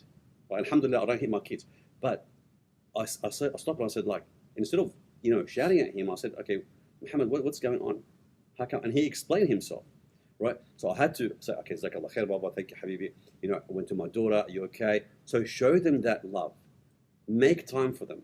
And please, I beg everybody, please, if you're going to deal with your kids, don't do other things that distract you. Explain to them, if there's something that is urgent that you need to attend to, talk to them. Say, Bab, I've got this important thing that I have to prepare for. Is it okay if I come and sit down with you in an hour? If it's not urgent, we'll sit down an hour. If it's urgent, I will stop. Is everything okay? Are you safe? Yeah, I'm okay. Can we reconnect in 1 or 2 hours, please? Yeah, that's fine. And in 1 or 2 hours, I keep my promise. I'll sit down with them. Okay. And I'll sit down at their level. That's what Muhammad Sallallahu Alaihi Wasallam used to do. Right? Sit down at their level. Okay, what's going on for you? So being kind. We need to understand that they need entertainment. It's not just discipline, but they also need the discipline. The kids do need guidelines. So make time for them, be present. It's a good time to educate them and teach them. But it's also to hear their view on things, because kids need to express their views. So sit down with them and say, what do you think is going on? How are you feeling? Let me just check in on you. How are you feeling? And they talk. And even if they say silly things, you think it's silly, I think it's silly, it's okay, it's their view. Right? Maybe I can help them look at things differently. Some kids say, oh, you know what, I heard that, my friend's grandfather's auntie, right, died because of this thing. You know what I mean? Okay, well, let's talk about that. How do you feel about that? And then talk to them about, what are we doing to ensure that this doesn't come near us? This is what we're doing. That's why I'm telling you not to go outside and play with the neighbor's kids. Right? It's not because we don't like them. It's because of it. And you explain to them, right? When it's time, I've got a couple of things just to challenge our thinking, some complaints that come up in every day. I want to look at how do we change the meaning of that when you're ready. Yeah, I think we can move on to that now, inshallah. I just wanted to add that a lot of families will have more than one kid, and they're not all the same. So yes, we can do group activities and family activities, etc. But each individual child needs his own attention. However you choose to balance that, if it's not every day, if it's every week perhaps, if it's split the time up in the day, I don't know. whatever works for you and your family. That's extremely important as well. Yeah. It's extremely important to focus on the individual, because if you have a 1-year-old and a 6-year-old, you can't be teaching the 6-year-old Al-Fatiha, for example, and doing the same thing with the 1-year-old. So give individual attention, but equal attention, inshallah. I think that's extremely important. As an added thing to that, if you've got a 16-year-old or an 18-year-old Get them involved. and a 5-year-old, get them involved. Talk to them. Say to them, and this is what we do sometimes. You know, we've all done this. You know, people, those of us who have teenage kids or older. It's like now it's like, okay, well, the boys, we're talking man to man here. I need some help, right? To the girls, you can talk to them. You say, you know what, it's okay. Everyone's, we're feeling this together. We're going through this together. Maybe her mum can talk with her and get her to help. So organize it within the family so that all the kids can help out. Sometimes they do, and sometimes we spoil them and they don't. Yeah. So it's very important for us to understand that how do we work with our kids? Sometimes, we take them for granted, they take us for granted. Sometimes we babble wrap them. All right, no, don't do this, don't fail, because you might hurt yourself. When actually they actually do need to fail to learn. Yeah, of course, right? of course, yeah. Yeah. It's very And be important, creative, I think. Like, be really creative. Like, my wife was showing me something on Facebook the other day where, like, there's this new sort of trend going around where people are converting their trampolines into like a room, putting blankets on there and then like covering the top and just sitting there and like reading time, like it's a no device zone, like just be creative. That's change amazing, things up, change things up. If it means that by 6 o'clock, for example, all phones and iPads, whatever, are switched off, and whatever it is, you have to do things differently, inshallah. That's and it. on the topic of time, because that's what you started with, you said time. How do we manage our time with that? To do with the family. It's interesting because when you look at time management, the billionaires who start, who have, like 50 businesses, right? And who are successful business entrepreneurs like Brother Rami, mashallah, and others who are very poor with time and money. We all have 24 hours in a day. It's the problem is not time management. We all have the same amount of time, right? But how Sheikh Rami manages his time when he has to focus on his employees and his deliverables and his customers and so on is different. So it's actually not a time management problem, it's an energy and focus problem. How am I using my energy right now? Particularly emotional energy, right? And what am I focusing on? What am I choosing to focus on? I was telling someone the other day, I was coaching him, and he has this issue where he was telling me again, same thing. And it turns out to be he has an issue with managing his emotions and his when he's upset, and just goes on for days. And I actually heard this from a very successful businessman, and he said he was telling people who are early in that business. He said the difference between me and my the way I manage things, or my emotions, and the way you manage things, and this is what resulted in the success that I have versus the success that those people had, is when I get upset, I feel it too. I'm not superhuman. I feel it too, but it affects me for 5 minutes. It affects you for 5 days. You know what I mean? But imagine it affects for them for 5 days. They're angry, they're frustrated, they're anxious, they're stressed, and then he can't stand his wife. He doesn't want to talk to his kids because he's anxious, he's upset, he's pissed off. Like, excuse me, like what I mean? How does he deal with it? Versus going, you know what? Like the Sheikh said, okay, where's the tawakkul? Where's the belief? How can I change the meaning of this? Patience, yeah. Right? And just literally feel you're upset, feel it. You want to cry, feel it. Go in your room, put your head in the pillow, and just start yelling. Like, do whatever you need to do. Don't harm people, but just deal with it. Feel the grief. Deal with it 5 minutes, 10 minutes. And then get up, make wudu. Like I said, Muhammad gave us these strategies. Yes. Make wudu. If you're standing, lie down. Right? Get out, get some fresh air in the backyard. Right? Pray 2 rak'at. Go have a cold shower. Whatever you need to do to calm down. And then get back into the rhythm of life. Yeah, and everyone's an individual, right? So different people will be able to deal with their emotions differently. Yeah. That different strategies will work for them. So if someone on an individual level doesn't know how to deal with their emotions and they feel like it's creating a problem for them, learn to deal with it. Absolutely. Seek that help. It's not embarrassing. It's not shameful. Absolutely.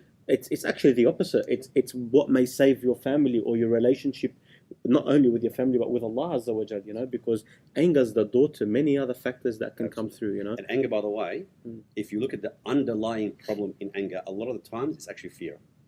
Allah. Allahu Akbar. Right? It's fear. But when I express anger, so if I'm now really angry, right? I walked in, the example that you gave before, I walk in, let's say I don't do this, but let's say I do.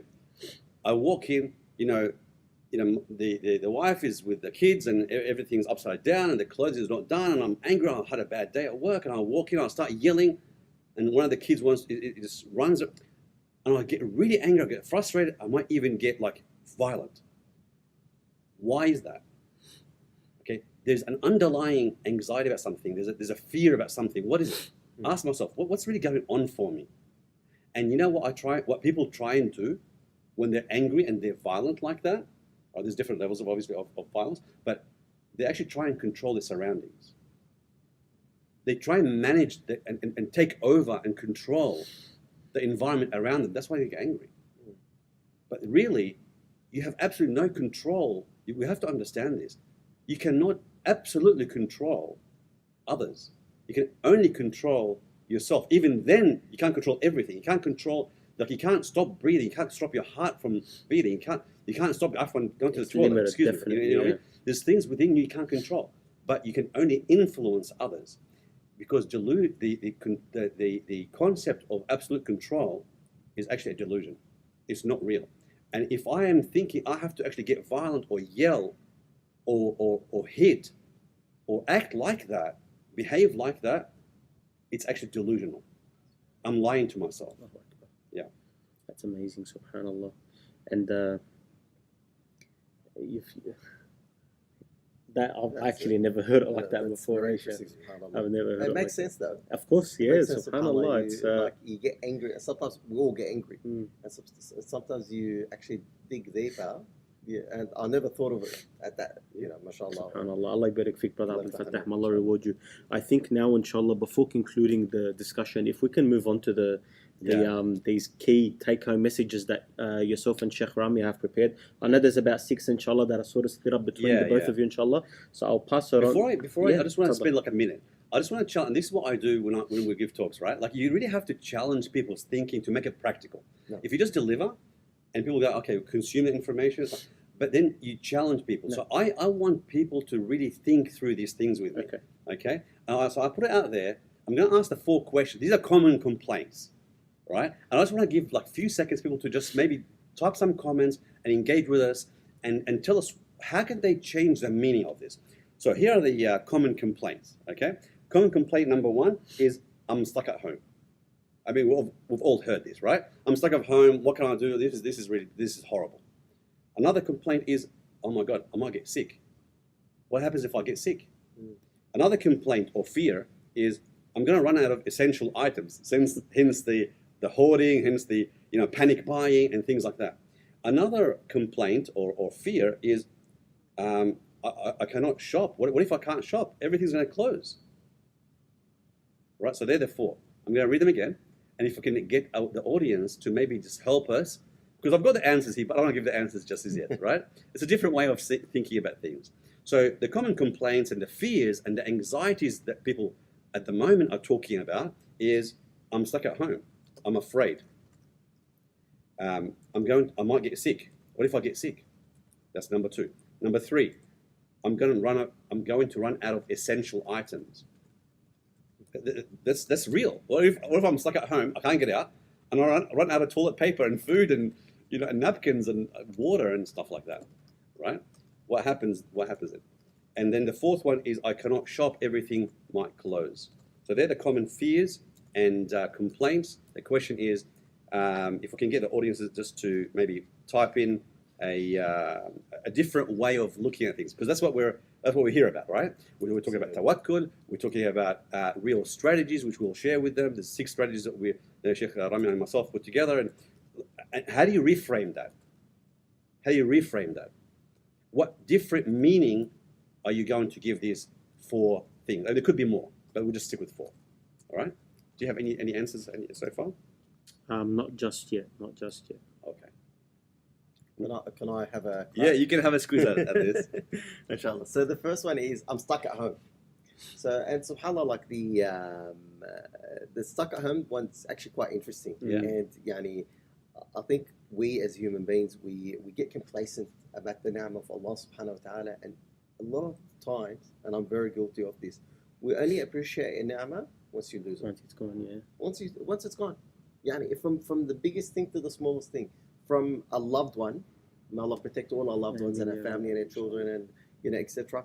To finances, to now freedom, and the freedom to be able just to go to leave your house and just walk. You walk literally aimlessly, so to speak. Yani, now you need a proper reason, and we hear all these funny jokes or funny things that people are sort of sharing around, where a person got caught with a kebab in a park and got fined, and a person was etc. Was he fined for having a kebab, or was he fined for like what was it? Or was it 2 fines? That would have been a double fine, that one. And subhanAllah, and you laugh at it, but back in the days, you'd have your kebab in the park any day of the week, no problems. And subhanAllah, we now I'm stuck at home, and Brother Abdul Fattah Jazallah khair touched on a very beautiful topic, which is reframing. I'm stuck at home, or Baiti Jannati, my house is my Jannah. You know what I mean? Like, and we mentioned previously, Imam bin Taymiyyah rahimahullah, they jailed him. He was able to produce the best Islamic work, for knowledgeable books. Whilst he's in jail, a lot of the scholars, even some contemporary scholars, Abdul Hamid Kishk rahimahullah, he was one of the best khutaba in the previous century. The government of his country told him, you're not allowed on the minbar anymore. He produced one of the best tafasir. He didn't just sit at home idle. He didn't just sit at home and just said, La hawla wa la quwwata illa billah, my only skill is to be able to convey khutbah, etc. He produced, mind you, this man was blind, both eyes. He was able to compile the best tafsir that many khutbah, I use it nearly weekly. So subhanAllah, this man, he stepped off the minbar, he wrote a tafsir book that many khutbah use on a weekly basis, because it's actually written for khutbah. And subhanAllah, and subhanAllah, now how many manabir are using his tafsir? So subhanAllah, we need to think outside the square. It stopped him for a short while by his sadaqah jariyah. Allah is ever living. Explode his beautiful reframe. I wanted to on the number one, I'm stuck at home. I guess another way to look at it is I'm safe at home. Beautiful, exactly. Yeah, that's a good one. I love what Sheikh Rami said. Anything else? I think things are coming through, inshallah. The comments have just been put up, so things are coming through, inshallah. All right. So I love that. So what another interesting thing is, okay, one way to look at it is, oh gosh, I'm stuck at home with a wife. Like, you hear that a lot from guys, right? You hear that a lot from guys. And what's interesting is, when you first got into this relationship, it's like, oh my God, I can't wait to spend time with her. Right? Have date nights. Like, why not? Date nights, not outside. I'm talking about home. Put the kids to sleep, and just have a nice, make a small pizza, whatever you cook for her if you like, right? And what's interesting is many guys think they're beyond that, and think, oh, this is too touchy-feely, sensitive stuff. Like, this is too. No, Sayyidina Muhammad sallallahu alaihi wasallam, he used to cook sometimes, he used to sew sometimes, he used to clean sometimes, right? And he had all these other roles that he would manage as well. I've got some that have come through. So I've got some from Instagram. I love it. One of the sisters on Instagram, she's saying, staying at home, you can look at connecting with your children and spouse, trying new recipes, of course. Oh, nice. Focus on perfecting salah, and then you have time, start projects that you want to do. Beautiful. So take advantage of time. From Facebook, regarding the first question that was posed. I'm stuck at home, but I have more free time. I might get sick. Sickness is a means of forgiveness. Allah will forgive me. I'm going to run out of essentials. And number 4, I can't go shopping, etc. But Allah subhanahu wa ta'ala will provide for us. Another one that's come through Facebook. I'm stuck at home. Get closer to Allah subhanahu wa ta'ala. If I get sick, alhamdulillah, nothing more. I'm going to run out of essential items. Think of the poor. So always think of people that are beneath you. I can't go shopping. Alhamdulillah, I'm still wearing clothes and have spares. Something that we fail to recognize, and as the Sheikh said, that once it leaves you, then you realize is that, man, we are doing it so well. What we think is necessary and is a need is actually a want. Yeah. And when Allah subhanahu wa ta'ala takes it away from you, you start to really, really come down to your foundations and realize what's a need. Because it's interesting. I mean, sometimes we buy stuff, like they say, sometimes you buy stuff to please people that you don't even like. Honestly, like, now's a good time to ask yourself, why am I spending all this stuff? Oh, now we need, a new wardrobe set. We need new couches. Do we really need new couches? Do you need to move into a bigger house? Can we just do for now? Right? Interesting. About gratitude. Since when, I was thinking about this and talking to a group of people about this the other day. Nowadays, and it's been like that for the last, 100 years, couple of 100 years. Since when has humanity had the good fortune of going to the wall, pressing this thing we call a switch, and then all of a sudden there's light? Since when? Like for thousands, hundreds of thousands of years, that's never happened. And we've only had that for the last, couple of 100 years. 100 years maybe, right? Since when do we turn this thing called the tap and there's water flowing, gushing out? They can wash our hands and make wudu. And people had to travel for miles, sometimes for hours or days, right? Since when? There's so many things that you can really look at. You jump in your car and you turn the switch. Sometimes you push this thing, and this thing has got 4 wheels that just moves you, and you and your family, right? So if you really put things in perspective, there's so much gratitude we should have. Gratitude meaning we need to be thankful, right? And that's one of the strategies that we'll get to in a second. So let me just call out or read out a different way. This doesn't mean that this is the only way of thinking about it, but this is one way of thinking about it. These are the tips that you're going to, the answers to the questions. To fears, right? The answers to the fears. Right, so because I'm starting to fear that people are gonna start turning on each other sitting in front of the computer. Okay, so I'm stuck at home. Well, like you said, I'm safe in my home and with my loved ones. I will get sick, or I might get sick. Well, I'm practicing safe social distancing, self-isolation, washing my hands, good hygiene to decrease the chances of getting sick. And if, God forbid, I do, then that's what Allah wills. Yep. Okay? But I'm doing all I can to prevent it from happening. I will run out of essential items. Well, I've got everything I need for now, and will use them wisely. No. I cannot shop. Everything might close and shut down. Well, essential places are still open, like grocery stores, pharmacies, medical centers, right? They're still open. And I can go and get what I need, and I'll be fine. So it's really important to put things in perspective. That's excellent. Yeah? Okay. Petrol prices have gone down. Petrol prices, but no one's going anywhere. That's awesome. No one's going anywhere. That's definitely a benefit. That one. Don't hoard the petrol. Okay. So when you're ready, we move to the strategies. Let's do those strategies, inshallah, and we aim to try to wrap up within 10 minutes, inshallah, so we can let the families get back to whatever they were doing together. So a few things that we can do to get people into action. And it's really important for us not to just to listen to a good talk, or I'm assuming people like what they're hanging around. Oh, they're hanging around all right, alhamdulillah. But it's not just okay. Well, it sounds good. Maybe I was inspired and motivated. You're like, okay, we go back into the flow of life. It's really important for everybody to actually get their pen and paper out, take notes as they're watching this, rewatch this again, go to the UMA site, watch it again, second or third time, and take some notes and implement some of these strategies. Yes. Okay. So some things, for example, I've got here career plans. Okay, career action plans, I should say. So one thing you could do is, a couple of things you could do is, you list out all your transferable skills. Everyone's got transferable skills. Everyone can talk. Everyone can negotiate. So transferable skills. What can I take from my previous job to a new job if I lost my job, or to a better job? Or how can I improve myself? How can I add more value? List out my achievements. What have I achieved? And talk about focus on achievements rather than, oh, I've done this, I've done that. This is what the results I've got. Update your resume, go and update your profile on LinkedIn, expand your network, your professional network, take online training, upskill yourself. And you know what? Maybe it's a good time to start a business in this downtime. It might be a perfect time to start a business. Sorry, just while you're on that one, I know TAFE New South Wales is offering like a variety of free short courses. Absolutely, yeah. And that's open to everybody. So that's even something that you can look into, upskilling yourself, whether it be in marketing, social media, business management. These new skills that you're saying, for TAFE to offer it for free, obviously there's an issue that needs to be addressed. So look into that. There are so many free resources now. So let's not take it for granted. Seize the opportunity. And this is certified, so this is something that you can present in a job opportunity, you know. Absolutely.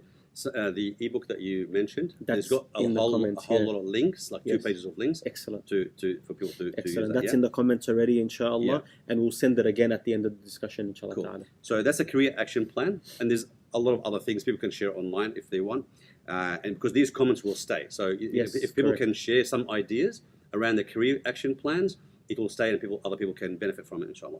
In terms of your finances, draw up a budget to manage your cash flow. Review your expenses. What am I spending on? Negotiate recurring expenses, like for example rent. You can put rent on hold for obviously there's conditions that apply. If you're in a business or renting a home, I think even now or you're pay mortgage. entitled to ask for a reduction. or a reduction, Yeah. right? Look at that and see what you can negotiate. Go out there and make it happen. Start a saving plan. Like in Islam, we have a certain percentage to zakah, certain percentage to donations, and also we're encouraged to have a savings as well. Have a savings plan, and also investigate your entitlements. Things like toll relief.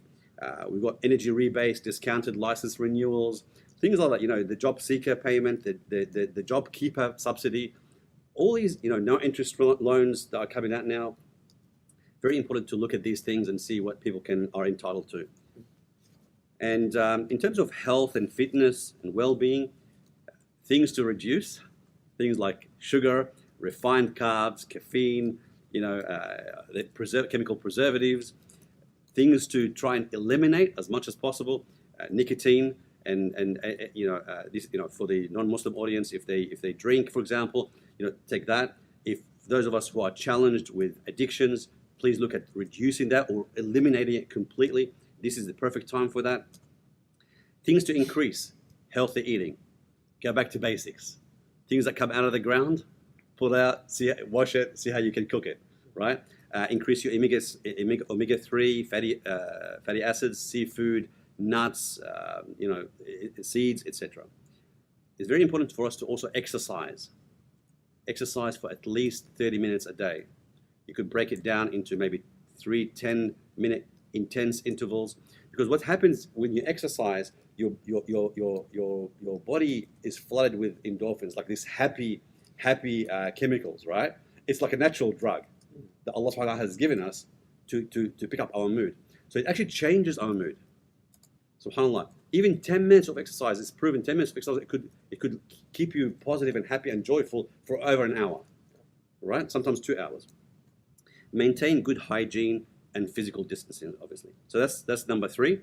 Number 4, in terms of your mindset, action plan. Am I traveling okay? Is this too fast? Yeah, or no, slow? this is great. Okay. I'm noting down the topics as well. Yeah. Inshallah, I'll put them in the comments for the viewers so that they have an action plan for the moving forward, inshallah. Absolutely. In terms of your mindset, we're going to hand over to, in a minute, we're going to hand over to Sheikh to cover, because so much there about faith and spirituality. In terms of mindset, you got to understand that we need to accept what we can't change. If Allah wills it, there's something that Allah subhanahu wa ta'ala wants to bring into reality through this. What is it? Allah, I don't know. We may not have all the answers, but accept what we can't change. Focus on what we can change. Focus on activities that give us meaning in life. What's important? What's the purpose of this? What's the purpose? What's my purpose? What activities can I do now? What can I do in a year's time? And plan ahead.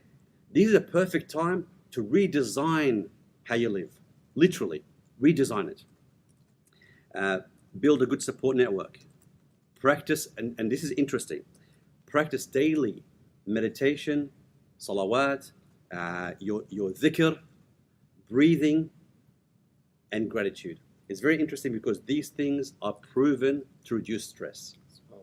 And we have an added bonus as Muslims, because our salah is our meditation.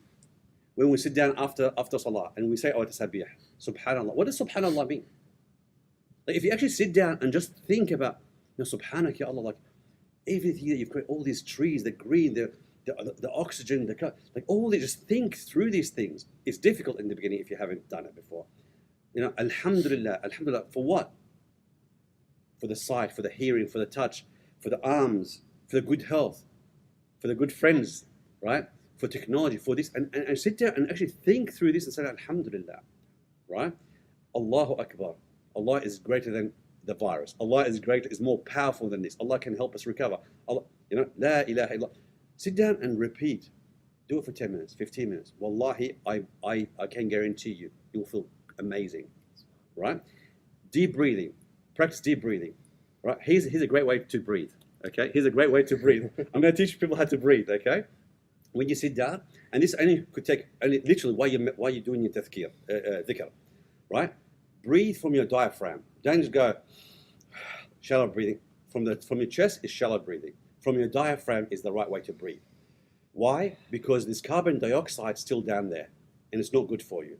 Your body and your mind, especially your brain, needs oxygen. So what you do is you let your gut out. It's called diaphragm breathing. So research it. And this is a good way to do it. Take 4 seconds to breathe in, go, and then 8 seconds out. Slower, right?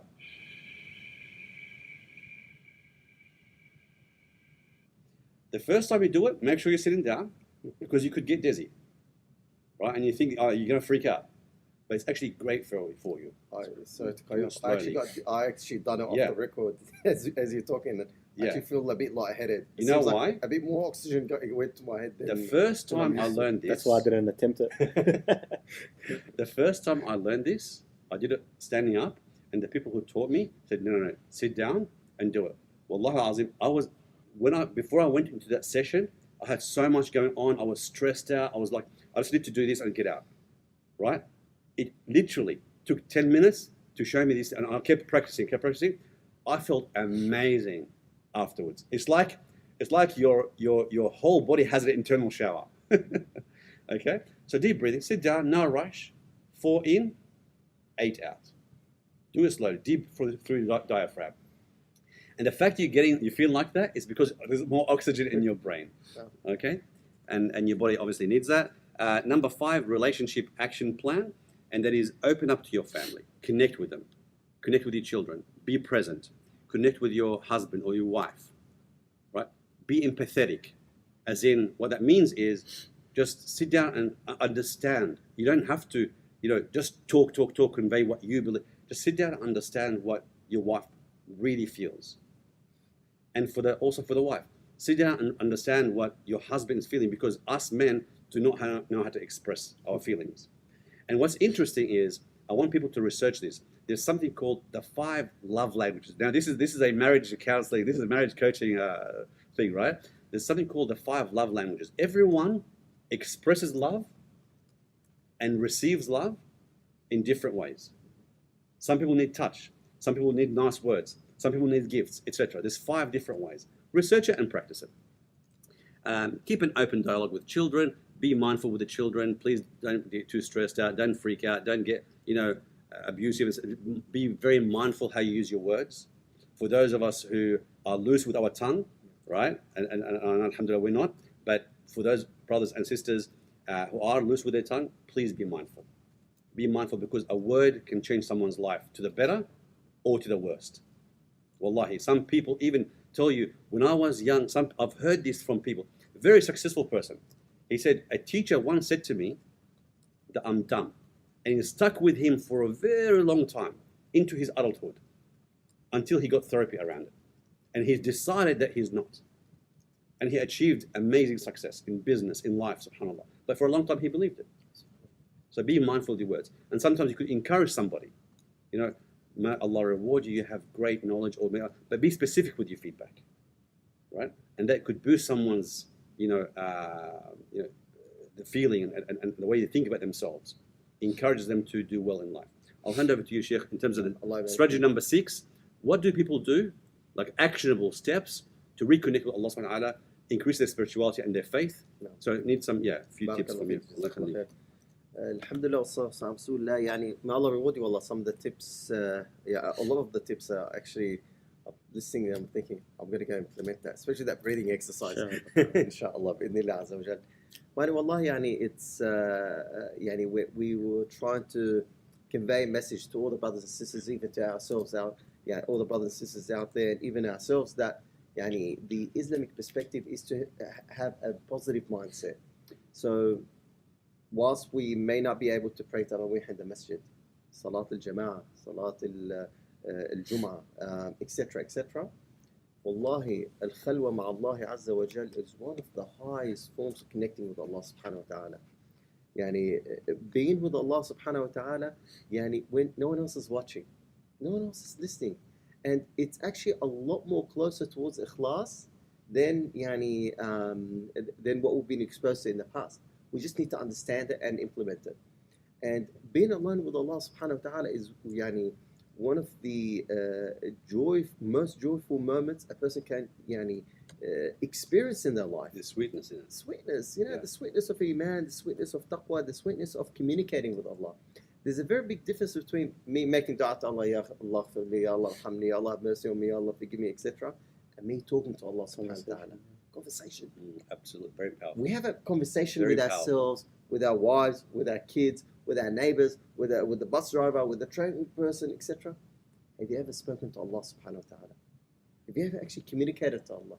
Not saying, Ya Allah, khfirli, Ya Allah, give me this, Ya Allah, give me a husband, Ya Allah, give me a wife, Ya Allah, give me a business, Ya Allah, give me out of my business. No. Ya Allah, today I had a difficult conversation with my wife. Ya Allah, guide me to the straight path. Ya Allah, I love my wife. Let her understand. Ya Allah, I wish if things were better. You're talking to Allah subhanahu wa ta'ala in a way that conveys that, hey, there's a relationship there. They say muscles atrophy if you don't use them, yeah? I'm not Mr. Australia, as you would have noticed, but I know one thing, that muscles, if you work on a muscle, it gets bigger. If you don't work on a muscle, it atrophies. How is that muscle for you talking to Allah subhanahu wa ta'ala? Is it an Arnold Schwarzenegger bicep? Is it my bicep? A very humble bicep. How is it? Maryam alayhi salam, when Allah subhanahu wa ta'ala talks about Sayyidatuna Maryam alayhi salam, her mother, she said, رَبِّي إِنِّي نَذَرْتُ لَكَ مَا فِي بَطْنِي مُحَرَّرًا فَتَقَبَّلْ مِنِّي. Ya Allah, I've dedicated wherever she was pregnant, the mother of Mary, and she said, whatever is in my stomach is in your path, Ya Allah. تقبل مني, accept from me, Ya Allah. If you look at that sentence, it's a verse in the Quran. There's no dua, Ya Allah, give me this, make it a boy, etc. فلما وضعتها قالت ربي إني وضعتها أنثى والله أعلم بما وضعت وليس الذكر كالأنثى. She said, when she gave birth, she said, Ya Allah, she's a girl.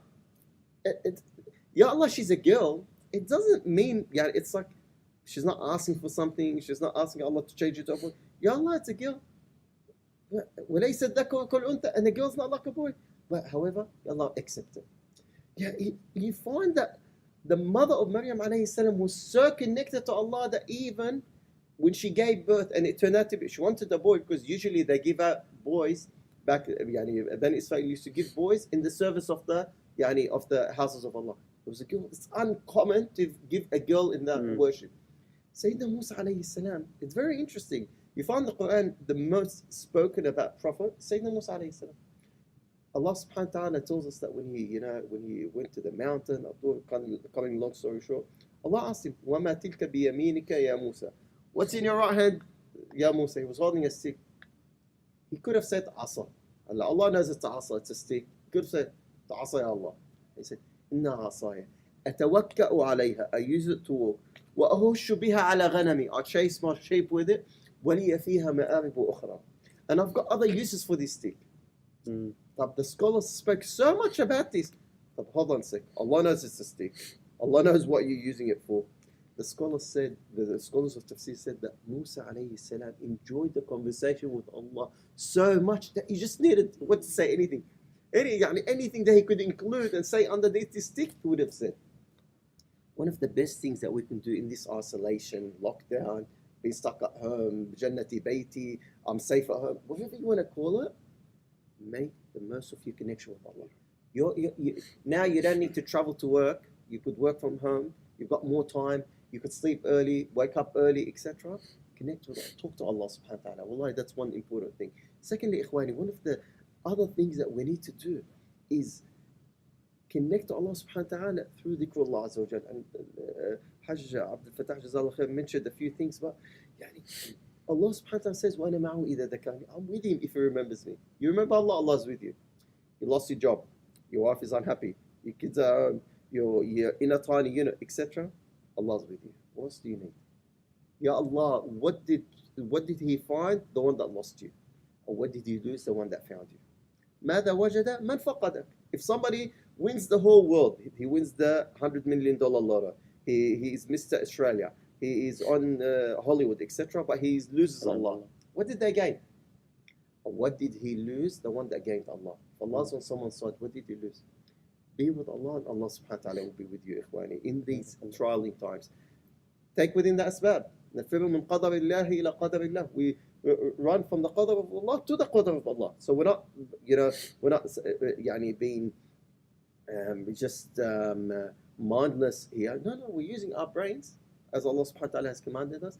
However, we're relying on Allah subhanahu wa ta'ala. Use this time, ikhwani. Use this time. Let out of this time. We want to see more hafad in the ummah.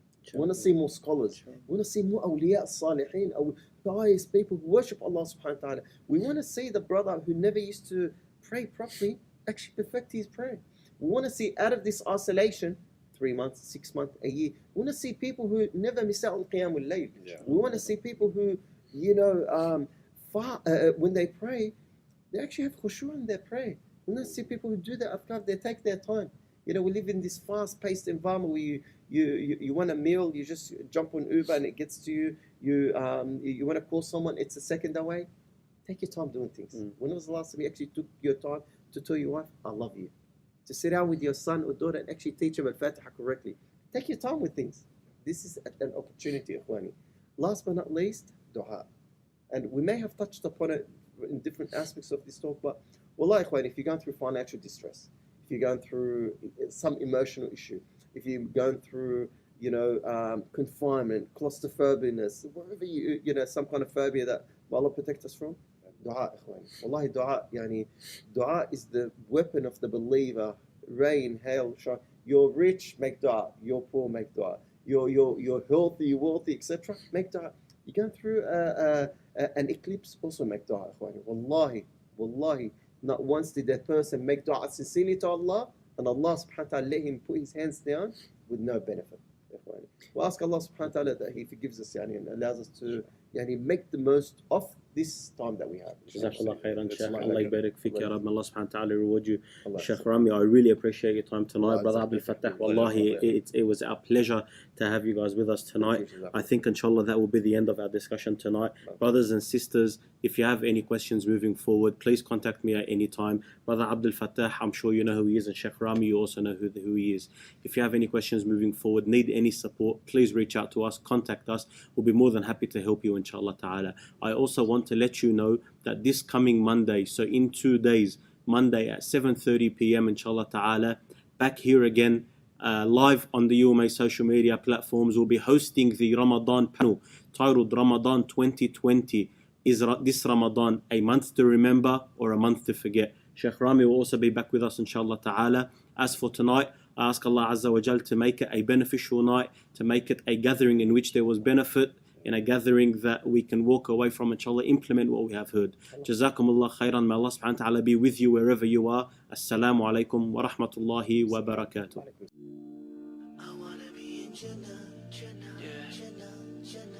Every Muslim dreams to be up in Jannah, Jannah, Jannah, Jannah. A pious person's destiny. Inshallah in Jannah, Jannah, Jannah.